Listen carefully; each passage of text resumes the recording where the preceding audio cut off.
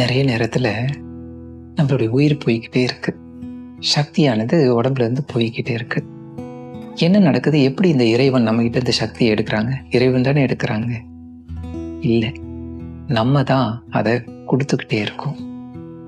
கவலைப்படும் பொழுது உடம்புக்குள்ளார ஒரு ஓட்டை வருது, ஏதாவது வருத்தப்படும் பொழுது ஒரு ஓட்டை வருது, கோவப்படும் போது ஒரு ஓட்டை வருது. இப்படி பல ஓட்டைகளை ஏற்படுத்தி அது வழியாகவே போய்கிட்டே இருக்கு. சரி, இந்த ஓட்டை தான் எப்போதும் நடந்துட்டே இருக்கு இல்லையா? என்ன வச்சு ஓட்டலாம்? ஏதோ ஒரு ஃபெவிகோல் கிடைக்குமான்னா அதை தான் சொல்றாங்க மனவளக்கலை. அற்புதமான ஒரு ஃபெவிகோல், மனதை வளப்படுத்தும் கலை. எப்படி இருக்கணும்?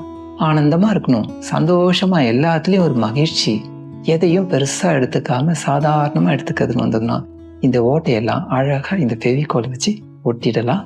அப்புறம் என்ன, உயிர் போகாது, நம்ம கிட்டே தங்கிட்டு இருக்கோம், சக்தியா இருக்கலாம்.